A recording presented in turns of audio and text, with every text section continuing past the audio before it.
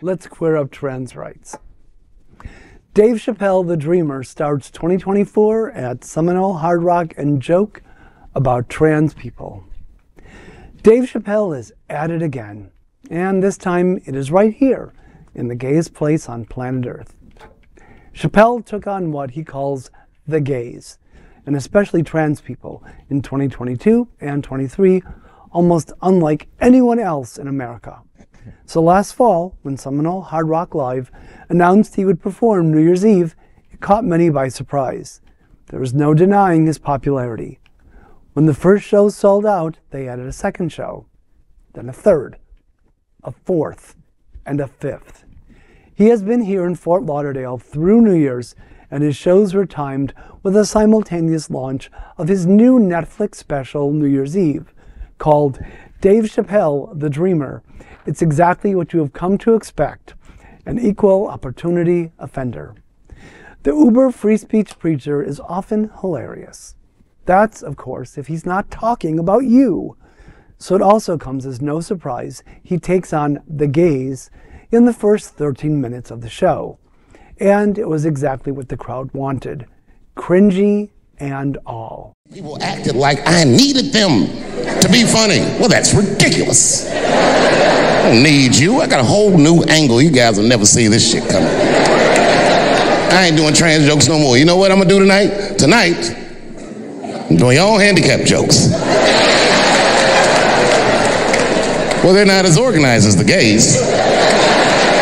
And I love punching down. There's probably a handicap in the back right now because that's where they usually make them sit.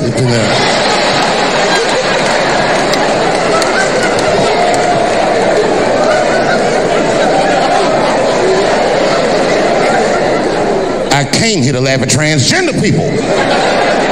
I didn't know this nigga was gonna make jokes about us. Come on, y'all, let's get the fuck up out of here. Here are the highlights. He tells an extended story about Jim Carey playing Andy Kaufman. Chappelle explains Carey was a genius and wanted so badly to meet him, but when he did, Carey never came out of Kaufman character. So pretending to be someone else, he says, quote, "That's how trans people make me feel," end quote. Critics have said Chappelle has made a career of punching down. He immediately tries to take that off the table by saying, quote, "If you came to the show tonight thinking I'm gonna make fun of those people again, you've come to the wrong show. I'm not fucking with those people anymore. It wasn't worth the trouble. I ain't saying shit about trans people.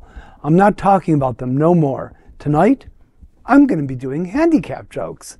They're not as organized as the gays, and I love punching down," end quote. It was a theme he returned to several more times. In fairness, his stories about Will Smith and Chris Rock, who he toured extensively with last year, were fascinating.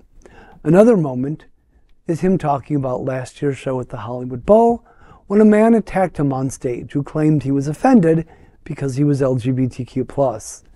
The attacker had a gun that was actually a blade. Chappelle makes a joke that the change made the gun trans. He offended white, black, women, wheelchair-bound politicians, and pretty much everyone else. But it's his trans jokes and his handicap metaphors that hit the hardest. One poignant moment was a long story at the end of his performance where he extends an olive branch to members of the LGBTQ+ community. He tells the story of his respect for Lil Nas X and that he was a real dreamer who succeeded where others didn't. And he only needed having sex with Satan to do it. In a final moment, Chappelle says, quote, "To be honest with you, I have been trying to repair my relationship with the transgendered community," end quote. Well, at least he's consistent, meaning he's still as ugly on the inside as he is on the outside. Perhaps because I'm an entertainment journalist and a creative person, my liberal and open-minded perspective on this subject may differ from other geezers in my group. But speaking as someone of a certain age who laughed a lot at comics such as insult comics, Don Rickles, Joan Rivers, Pudgy, it's sad to think that insult comedy has sunk to this low and hateful level. It's distressing. Yeah. Adriana, I'd like to bring you in. Don't put me on the spot because I'm the transgender one. No, but we've talked a little bit about this, and you've watched the show. I have. How did you feel at the end of it? I thought the show was funny. Okay. You just want me to do this. Speaker I think food. I have a different take than most people, because maybe I'm a trans woman of a particular age and I've experienced a lot, and I'm big on comedy. I've been watching comedy specials back in the day. I think for me, because I'm a baby, but I used to love watching Eddie Murphy and his Raw and all of that kind of stuff for me, and Richard Pryor. So listening to him doesn't seem anywhere as bad as what they used to do back in the day. And they did say he was the equal opportunity person. He picked on every single person. When I think back on the show that he did last year, and I know the trans community was really up in awe about some of the things that he said. And I think, if you truly listened to some of his points, he made a point basically saying that he was in defense of trans men being in the bathroom with men, and that he thought it was best that trans women be in the bathroom with women. But there were several other things that he said, and that's one side of how I see it, and I don't have a huge issue with it. But then the other side is that, there are some people that do not have connections to trans people. They don't have a friend. And what they hear from him is the only thing that they get to hear. And that's their perspective of trans people because they heard it from him. And that's like the only problem that I truly have with it. Right, because he's influential. He has influence. Correct. And it's interesting that you brought up Eddie Murphy, because Murphy took it really hardly, because he had some very anti-gay material in his routine. Richard Pryor, who truly is the king of comedy, I don't think he ever stooped to that level. I don't think he ever did anti-gay comedy in his routines, but Murphy did, and he was made to pay for it. I mean, he really suffered for that. Yeah, and Cameron, I'm going to bring you in a second, but I want to ask you, Greg, first. You talk about, because we're both entertainment journalists. We've both spent a great deal of our time in celebrity circles, interviewing celebrity circles, and we're both very liberal. We both want to be able to say whatever we want. So how do you reconcile saying he shouldn't be talking about this versus what we do? Because free speech is the pillar that every part of our career is built on. Yes, but he's using his platform, his comedy platform, as a weapon.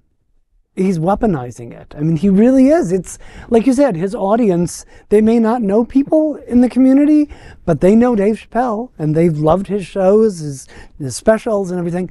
So he has a platform that he's using, and I think in a very hurtful manner. Okay. Whether weaponizing is intentional or not, it comes down to surface level. And a lot of people perceive, especially in comedy, what is being said on the surface level. They're not, really thinking, as, you mentioned, they're not really considering like, oh, wait, that joke kind of ties into like, oh, bathroom rights or anything in that such. What they're getting is, haha, you made fun of this this subclass of people, I'm going to do the same, or, and that brings in the power that people will continue to have. It's, in other words, have power situation. Right. True. Right. Yeah. Adriana? No, but I do think that when people are listening to comedy and listening to people, they should really take in everything that he's saying instead of just taking the surface. Oh, ha, ha, ha, ha, that's so funny what he said. And then go back and look at it and say, oh, wow, what he's saying really is making some sense. Maybe the joke wasn't also funny to hear, but what he's saying is truly what I may believe. I think people should do what I did. Watch it for yourself. Make your own interpretation of what you believe, instead of just listening to the outside and saying, oh my God, it's awful because of this, that, and the other. I so appreciate your perspective, because I'm not trans, and that's okay. You sure? I'm pretty. We support you. But we do support you, though. But when it comes to the trans community, our trans brothers and sisters, I'm always going to side on the air of caution. I just am, and I appreciate that your perspective. You're able to come in and say, "Hold up a little bit, tap the brakes on this a little bit," and maybe sometimes he doesn't phrase it quite perfectly. I think a lot of times it might fall a little flat, and if he worked it a little bit.